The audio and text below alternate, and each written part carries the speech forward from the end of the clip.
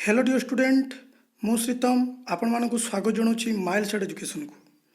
तो तुम मानकर जो अष्टम श्रेणीर जो सप्तम अध्याय जो पढ़ा होता पार्ट 1 आउ 2 रे क्लास टी आम कंटिन्यू करते। आज आम पार्ट 3 रे कौन पढ़ा स्थानिक जाति विषय पढ़ा। आज स्थानिक जाति विषय आम किसी आलोचना करवा। तो पूर्व जो मैंने पार्ट 1 आउ 2 क्लास टी देखिना आम चैनल को प्रथम सब्सक्राइब कर दियो एवं चैनल प्ले लिस्ट को जा प्ले लिस्ट अष्टम श्रेणी प्रत्येक दिन क्लास गुड़ी सब अपडेट हो जाइए से क्लास गुड़ी कंटिन्यू भाव देख जो भल लगुच निश्चित भाव गोटे गोटे सब सेयार करदेव। तो आउ लेट करवानी क्लास टू आरंभ करवा। स्थानिक जाति आम क्या कहवा। स्थानिक जाति जे पचमारीर एक घंच जंगल अंचल गुंडुची मूषा बास करे। आमर पचमारी हूँ गोटे जंगल से घंच जंगल कौन गुंडुची मूषा बास करे।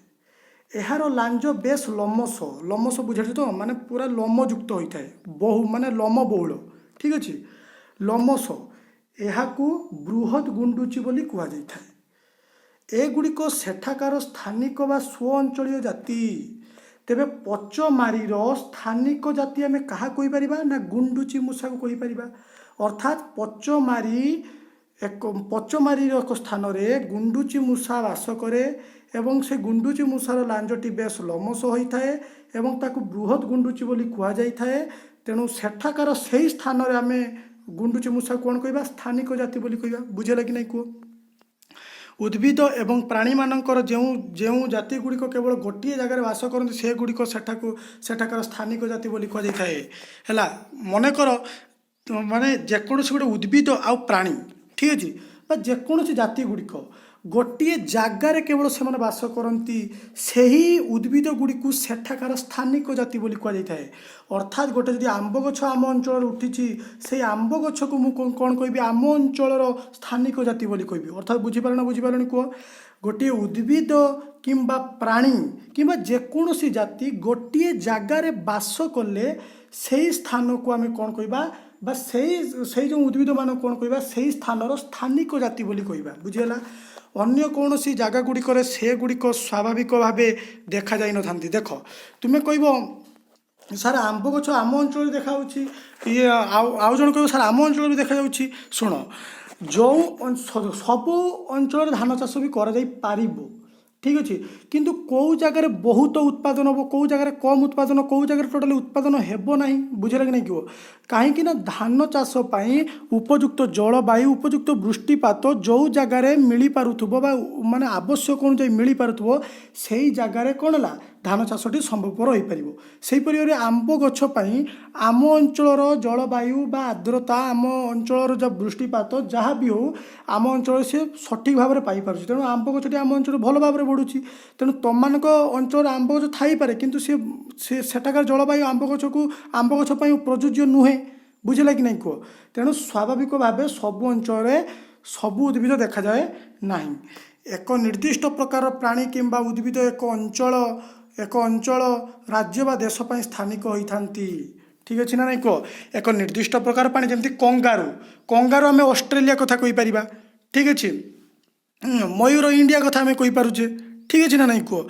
तेणु एक निर्दिष्ट प्रकार प्राणी बा उद्भिद से निर्दिष्ट अंचल से अंचल स्थानिक होती। उदाहरण स्वरूप आम कहीपर पचमारी जैवमंडल शाल आउ बणुआ आंब गछ स्थानिक उद्भिद होता बेले गयल भारतीय बृहद गुंडुची और उड़ंता गुंडुची एठाकर स्थानिक प्राणी भाव में देखा जाती। मन रख जो पचमारी जैवमंडल उद्भिद मान भितर किए ना शाल आ बणुआ आंब गछ एमाने स्थानिक उद्भिद होता बेले गयल भारतीय बृहद गुंडुची आ उड़ंता गुंडुची एमाने कौन स्थानिक प्राणी होता माने से स्थानर एमाने गोटे गोटे जाति अटंती बा प्राणी अटंती। बुझेला।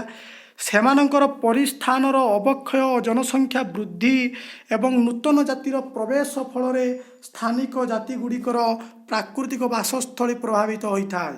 कौन कहला जे सेमानकर यदि परिस्थानर अवक्षय घटिबो किंबा जनसंख्यार वृद्धि घटिबो एवं नूतन जातिर प्रवेश हेबो सेबे सेही स्थानिक जाति गुड़िकर प्राकृतिक बासस्थली प्रभावित। अर्थात देख जो जगार गयल बास करुच्ची धरिन पचमारी जैवमंडल गयल बास करुच्ची गुंडुची मूषा बास करुच्ची ତେଣୁ ସେମାନେ କ'ଣ ସେଠିକାର ସ୍ଥାନିକ ଜାତି।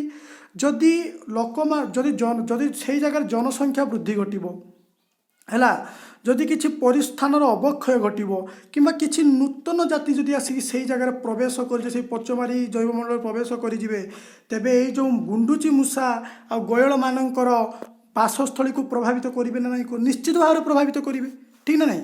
ତେଣୁ ଏହା ସେମାନଙ୍କର ସ୍ଥିତି ପ୍ରତି ବିପଦ ସୃଷ୍ଟି କରିଥାଏ। ଠିକ୍ ଅଛି।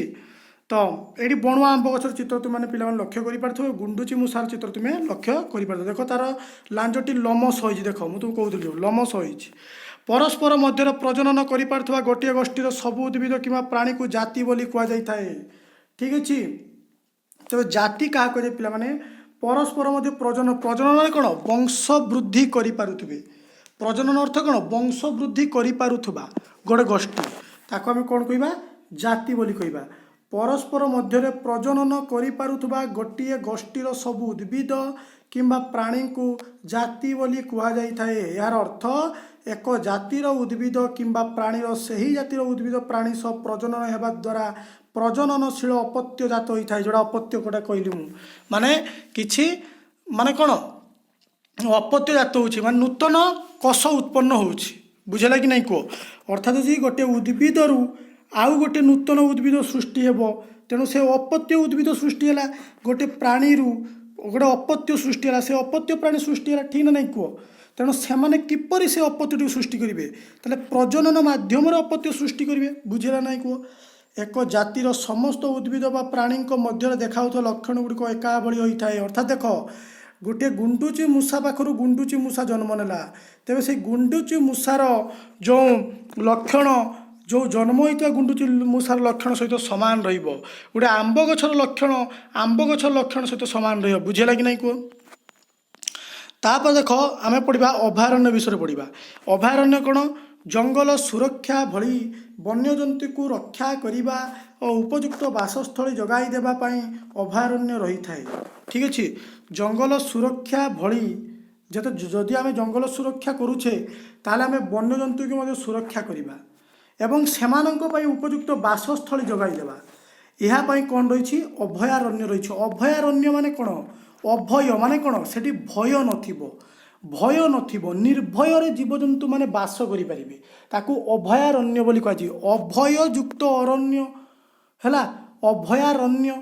ଅଭୟ ମାନେ ନାହିଁ ଭୟ, ଯେଉଁ ଅରଣ୍ୟରେ ଭୟ ନାହିଁ ତାକୁ ଅଭୟାରଣ୍ୟ ବୋଲି କୁହାଯାଇଥାଏ। ବୁଝିହେଲା?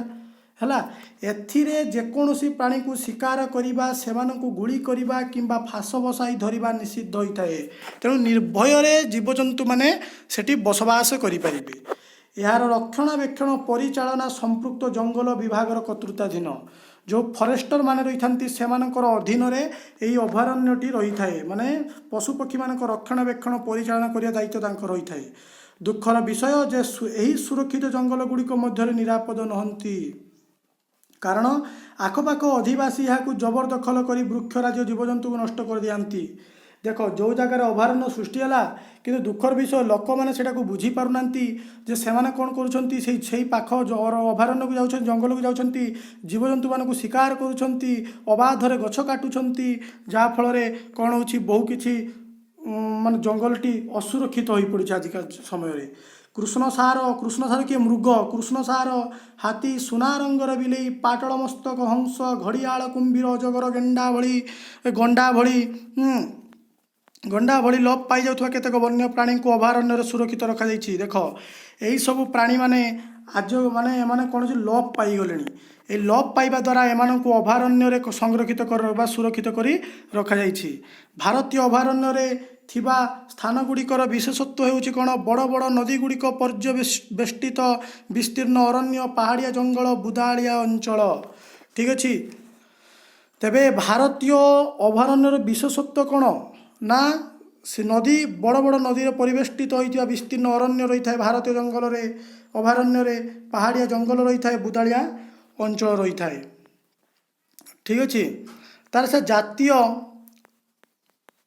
ଜାତୀୟ ଅରଣ୍ୟ ବିଷୟ, ଜାତୀୟ ଉଦ୍ୟାନ ବିଷୟ ପରବର୍ତ୍ତୀ କ୍ଲାସରେ ପିଲାମାନେ ପଢ଼ିବା। ଠିକ୍ ଅଛି। ଜାତୀୟ ଉଦ୍ୟାନ ବିଷୟରେ ଆମେ ପରବର୍ତ୍ତୀ କ୍ଲାସରେ ପଢ଼ିବା। ଆଜି କ୍ଲାସଟି ଏଇଠି ରଖିଲେ, ପରବର୍ତ୍ତୀ କ୍ଲାସରେ ଆମେ ଜାତୀୟ ଉଦ୍ୟାନ ବିଷୟରେ ପଢ଼ିବା। ଧନ୍ୟବାଦ। ଜୟ ଜଗନ୍ନାଥ। ପରବର୍ତ୍ତୀ କ୍ଲାସରେ ଆମେ ଭେଟ ହେବା।